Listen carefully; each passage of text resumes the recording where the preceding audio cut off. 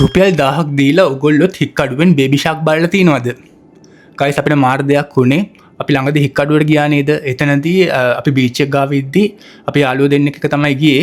සෝ ඒ හරියේදී එක්කෙනෙක් එකපාරටම ඇවිල්ලා කිව්වා බේබි ෂාක්ලා ඉන්නවා පෙන්නන්නද කියලා. අපි කිව්වා හරි පෙන්නන්න කියලා කියද්දි ඊට පස්සේ දැන් අපි එක්කගෙන ගියා. එතකොට අපි කිව්වා ඉතින් මේ ෂුවර් නැහැ ඒගොල්ලෝ කීයක් ගනීද කියලා.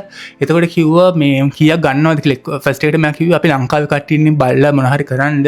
එහෙම කියලා තව ටිකක් දොර යද්දි අපි කිව්වා දැන් කීයක් ගන්නවද කියලා නිකන් කියන්න පුළුවන්ද 1000ක් වගේ දෙන්නකෝ කියලා කිව්වා.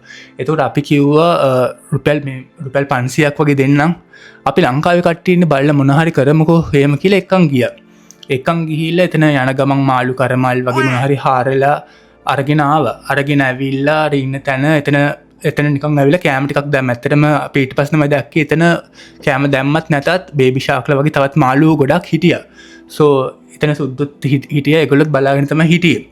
සෝ ඉතින් ඒ වෙලාවේදී අපි බලලා එද්දී අපි සල්ලි දෙන්න යද්දී අපි 500ක් දෙන්න ගියා. එතකොට කිව්වා මේ අපි 1000ක්නේ කතා කළේ. එහෙම කියලා ඊට පස්සේ අපෙන් 1000ක්ම ගත්තා.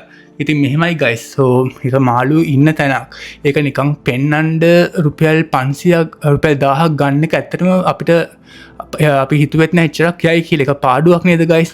සෝ ඔයගොල්ලොත් අපිත් එක ට්‍රිප් එක බජට් කරලා ගියේ. සෝ ඔයගොල්ලොත් බජට් කරලා යනවා නම් පොඩක් පරිස්සමින් ඒ වගේ අනවශ්‍ය වියදම් කරන්න එපා. මේක අපිට වෙච්ච අත්දැකීම අපි ඔයගොල්ලන්ට ෂෙයා කරන්නේ. සෝ ඒ හින්දා ඔයගොල්ලෝ ට්‍රිප් එකක් යද්දි පොඩ්ඩක් පරිස්සමින් ඒ වගේ කට්ටියට අහු වෙන්නේ නැතුව යන්න. සෝ ඔයගොල්ලොත් මේ වගේ දේවල් වලට මුහුණ දීලා තියෙනවා නම් ඒකත් කමෙන්ට් එකේ සඳහන් කරන්න. එහෙනම් guys see you. ජය වේවා.